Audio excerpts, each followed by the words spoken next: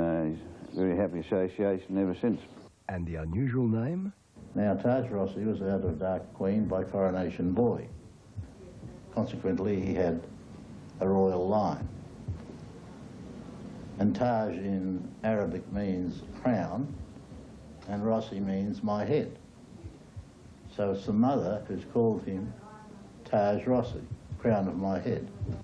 After 3 promising runs in Adelaide, Taj Rossi arrived in Melbourne. I felt right from the outset that when I first was to ride him track work, when he arrived over from Adelaide, that I thought then that, hello, Bart's come up with another one. Taj Rossi's 2 wins near the end of his 2-year-old year certainly didn't indicate the heights he was destined to scale in the spring. But Taj Rossi will beat them all if he gets through. Taj Rossi goes for the rail split, draws level, it's 4 in line. Taj Rossi and now New Gleam on the outside from Sincere Pride, but Taj Rossi in front, and he's going to be much too good. Taj Rossi wins by 2 lengths to New Gleam, a neck away. He then shouldered a hefty 61 kilograms to victory at Moonee Valley before stepping up to a mile at the same track a week later. Taj Rossi was a horse that during the running of the race, once you started to get into the heat of the moment at about the 600-metre mark, you could feel him strengthen up. And he just gave you that, you'd ooze confidence when you're riding him. You'd look at the horses around you and say, well, I've already got you guys beat. On the home turn, Purple Patch by 2 lengths to Taj Rossi, who's under pressure. Higgins has gone for the whip into the straight. Purple Patch by 2 lengths to Taj Rossi, who's coming at it quickly. Purple Patch is tackled by Taj Rossi on the outside. Taj Rossi got a jet in front, starting to draw away, and Taj Rossi for the money has 2 good, has won by 3/4 of a length to Purple Patch. But even the mighty can... Intense interest centres on the 2400 metres AJC Derby, which brings together 3 champions, Sydney's Imogil and Melbourne's Grand Sidium, with South Australia's Like a Lover. Away to a good start, Imogil coming across from the outside to take up a forward position as Grand Sidium from an inside box streaks along the rails. And at the winning post the first time, the champions are almost on level terms.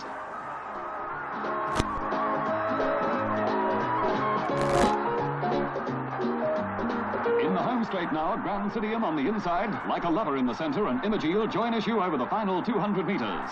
Like a Lover seems to be getting the upper hand, but in the last stride, Imogil snatches victory from Like a Lover with Grand Sidium third.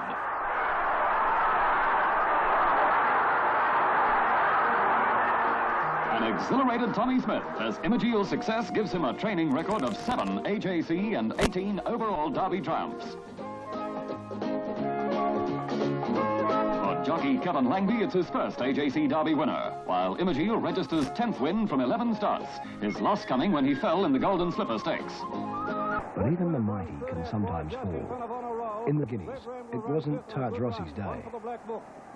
Taj Rossi was a horse that suffered from claustrophobia, and once he was caged up in the starting gates, if there was any movement or any noise around him, he had one thing in mind, and he just wanted out. He would go forward, he'd go back. Even though from the incident in the starting gates, during the running of the race, I had no luck. I had classic horses around me all the time, and things just didn't go right. And, you know, I've got no doubt he should have won that race, but that's the luck of racing. Taj Rossi then took on Australia and New Zealand's best weight-for-age horses in the Cox Plate. You got to be in it to win it. If you got the colt there that's sound and well, and got the potential to win, you've got to try and get him in the race, which fortunately he was accepted, and because he won the Ascot Vale Stakes, he's eligible, I suppose, and he won it. Higgins couldn't make Taj Rossi's weight in the Cox Plate, and champion apprentice Stan Aitken was his replacement. He was a cool rider, and a boy that liked to listen. And naturally, I had a week's notice that he was going to ride him, so I must say I did think I punished Stan Gill a little bit for a week. With 400 to go, Like a Lover's gone, Swell Time hit the front. And led by a length on the turn to Taj Rossi tackling at Zambari, and here's Glenn Gowan out wide putting in his claim. They're followed by Craig Wynn and Strike again. On the turn, Swell Time joined by Taj Rossi, 2 lengths to Zambari. Glenn Gowan getting hampered by Zambari. It's Taj Rossi and Swell Time clear. 2 lengths to Zambari and Glenn Gowan off the course. Taj Rossi ahead in front, Swell Time coming at it again from Zambari. Taj Rossi and Swell Time stride for stride. Taj Rossi ahead in front, and he's won it. His tenacious win captured the public's imagination. However, Cummings and Higgins disagreed about his Derby chances. The horse just couldn't stay. He wasn't a 2,500 metre horse by no means, but his superior ability at set weights against his own age, it panned out right on the day. Even though I had a very, very rough run in the race, he was still capable of winning. He was a mile and a half horse, all right. He won the Derby pretty easily, and we beat Like a Lover, the stablemate. Peter Cook rode Like a Lover, and he told me at the furlong pace thought he had it won pretty easily, cruised the lead. He put 2 lengths on very quickly, and he just sort of cased the line, and Taj Rossi came from second last at the 600 metre mark, turning into the straight. Taj Rossi second last with Bushwin. Into the straight, Imogil had quickly raced up to hit the front, tackled immediately by Hasluck. They were followed by Asgard, taken to the outside, and Prince Shifnal. And Like a Lover, Cook's got right up along the inside rail. Then Craig Wynn and Taj Rossi hooked out. Imogil the leader, Like a Lover and Prince Shifnal trying to get to it. 2 lengths away, Craig Wynn and Taj Rossi. Like a Lover put his head in front on the fence. Imogil's gone. Taj Rossi's running on solidly. Like a Lover broke clear. Taj Rossi coming home hard. Like a Lover getting tired. Taj Rossi picking him up. Higgins riding hard. Taj Rossi's got him and won. Taj Rossi had dominated, but the spring wasn't over yet. Just wins and 5 seconds at Group 1 level. Century returned at 4 to win 2 feature sprints, both down the straight 6. As he went on and started to get older, around corners, he didn't have the same drive as what he had down when travelling on a straight course. I think that's why in the latter stages of his career, his best races were down the straight. Down the outside, I'm Scarlet well clear with Century after him. I think the outside horses are in front. I'm Scarlet out wide. On the inside, it's Cut and Deal, Valley Moss, Gay Blade and St Mervyn and Galdere. I'm Scarlet, and here comes Century now with a big run. I'm Scarlet the leader, Century the challenger. Century raced to I'm Scarlet, put his head in front. On the inside is Galdere, but Century in front near the line. He's too good. Century's won it, scored by about 1 length. I'm Century Scarlet, returned in the running. A great shuffle down near the inside. Medaway was one of them. Ride as we spotlight Rays and Gala Supreme as the field turns into the straight. Wall of horses across the track. Audacity leads into the straight from Gala Red. Mr. Expensive is wider out and down the outside now is Dane Sun with a big run. And here comes the king of the Kiwis, Glen Gowan. Glen Gowan is racing out after these leaders, where Dane Sun got to the front now. Down the outside, Glen Gowan is gathering him in, and they're followed by Gala Red and Golden Sam is coming fast, and so is Gala Supreme. It's Dane Sun tackled by Gala Supreme and Glen Gowan. Glen Gowan, Gala Supreme, they hit the line. Photo, Gala Supreme by a nose to Glen Gowan. A hit away third was Dane Sun. Rays died in 1984 after a long... Taj Rossi had dominated, but the spring wasn't over yet. Just 1 week later, he took on Australia's best milers. As good as he was, many believed he was being asked to perform the impossible. All the experts said that he'd never win the George Adams after running 1.5 miles and coming back to the mile. Anyway, you know what happened there. He beat the best milers in the land at the time. It's just a matter of putting his saddling on and collect the stake money. Time at the 700 metre mark now, and the leader was Portico, a neck in front of Valley Moss. I'm Scarlet 3 deep, 4 wide Bastille Bigger. Millfleurs parked in on the fence behind them, and they were followed by Lord Nelson trying to ease off the rails from Kister. Zambari out wide, Lord Nelson in trouble getting a run. All shot still second last, Taj Rossi 4th last. At the 300 and Valley Moss about to be tackled with Portico by Millfleurs, who grabbed them quickly. Zambari running on fairly, and out wide Toltrease Romantic Sun, but Millfleurs shot well clear at the 200. She's more than 2 lengths in front of Toltrease. Taj Rossi starting to fly. Millfleurs in front. Taj Rossi's grabbing it quickly. Taj Rossi's going to get up again. He's won. Taj Rossi a half length to Millfleurs. And then I put him in again in the Sandown Guineas a week later. And I said to him, horses are not machines, Bart. I think he's had enough. And he said, while they're winning, you run them.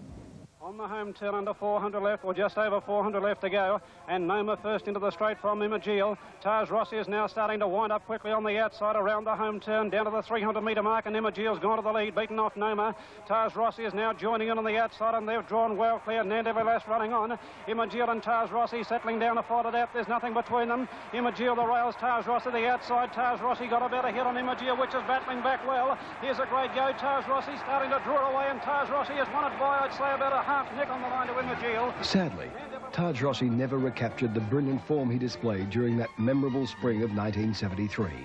He was the best three-year-old colt that I ever rode. We never ever got to see his true ability because of a massive virus that he got in the latter stages of his three-year-old career, and going after the very successful spring campaign and coming back into the autumn, and he was never the same horse. Taj, indeed he did. Sobar contested 3 weight-for-age races in the spring of 73. But he wasn't the Sobar of old. His new trainer, Arch McClements, rested Sobar until the autumn, when he called on the services of an old mate, Mick Malyon. I went into this race at Flemington in a pretty hot field, and I had a good feeling that he might get the money. Sobar holding Asgard at bay at the 250. 3 lengths to Longfellow, Allshot running on well now, but again the post is going to be too close today. Sobar in front holding Asgard, and then Allshot running on, but not as well as usual, and Sobar's going to win. 1.5 lengths to Asgard, 2 lengths to Allshot third. The champ was back, and doing it in style. He really won to me like as what I'd seen him and do as a 3-year-old when Harry White used to ride him. He absolutely annihilated them. John's Hope. Oh, I suppose we deserved to win that one. Racing. Century got away reasonably well, so too did John's Hope. Bon Cherie was first out. From out wider, John's Hope going fast. Workman vying for the lead, and Idaloo's now joined them also with Scottish Charger. They were followed by Tangent coming into it quickly out wide, and then Sabamas racing up to the leaders. Idaloo got to the rails with Workman, 1 length to Tangent, and Sabamas 1.5 lengths Scottish Charger. John's Hope moving up stylishly. Then New Gleam, Scottish Charger the fence, 1.5 lengths Century, and forget about the rest. As they went to the 400, and Idaloo skipped away. 2 lengths in front of Workman. John's Hope hooked to the outside from Sabamas, and then Tangent. Century starting to wind up at the 300 is coming hard. Idaloo finding nothing. John's Hope's grabbed him quickly. Here's Century out after him. John's Hope got to the lead now from Idaloo. Century coming at him like a train on the outside. John's Hope grabbed by Century close to the line, and Century's too good. He comes away to win by nearly 1 length to John's Hope. Century was then asked to carry 61 kilograms in his attempt to win back-to-back Newmarkets. However, he was unable to produce his customary brilliant acceleration and was retired to stud shortly after, where he surpassed. I would have expected, because he was a very, very good horse. They're racing this time. Tontonan began quickly on the inside. John's Hope got away fairly out wide, and Kimwood showing a lot of speed. John's Hope has gone. A great horse, Fresh. He was a horse that, because he had knee problems, he never lasted very long, his preparation, maybe 3, maximum 4 runs, and that was it. He'd start pulling up sore. But I've got some very fond memories of my association with Tontonan. I won the Golden Slipper on him as a 2-year-old. That was a sensational run. Scotsman and Zambari. The leader is Kimwood on the turn, and neck in front of John's Hope. 1.5 to Tontonan, and they're followed then on the outside of those horses. He was just as kind and a genuine a horse you'd ever want to be associated with, and certainly he was one of the best sprinter milers I was fortunate enough to ride during my career. He's not finding anything now. Tontonan's getting him on the outside. He's gone, I reckon. Tontonan got to the lead, fighting back John's Hope from Kinwood. Tontonan in front and coming home the Flying Scotsman, but Tontonan's in front and won. 1/2 length to Kimwood. Maybe the Flying Scotsman third, and nose in front of Zambari. He absolutely annihilated them. Sobar, given his head, went away 2 lengths to Anali at the 200, 5 lengths on Sedon, and they're followed then by Gala Supreme. But Sobar, he hasn't moved on him. He's well clear, and the old champ's proved he's right back to his best. He's going to win by 2.5 lengths to Anali. 4 lengths away third, Gala Supreme. He's hard-held Sobar at the line. Feeling was that Sobar was back to his best. But not even his big heart could overcome the difficulties he and Mick Malyon experienced in the Australian Cup. And mate, when they got to that corner there, 3 furlongs out of Flemington, I thought I was in the ring with bloody Joe Louis, because he got that many buffeting and punches there that he was lucky to even finish the race. Sobar was later tried with another trainer, but continuing leg problems forced his retirement from racing. Free of injury, Sobar was an outstanding racehorse. No horse of the time could match him at his best. Legendary racecaller Bill Collins certainly had a high opinion of the champ who wouldn't lay down. Several occasion time with him was in the Stradbroke Handicap, not the Stradbroke, I'm sorry, the Doncaster Handicap in Sydney, and this was the famous Doncaster Handicap in 1974 when the Streakers graced the Randwick racetrack, and Tontonon, he was the favourite in the race, and he sat up close, came up over the rise and went to the front, and he drifted right out off the track, and but he still won. He won by about half a length, and when I went to pull him up, he was on 3 legs. He'd already broken down, but he still won, and that's what sort of horse he was. Yes, one of my all-time favourite horses, Tottenham.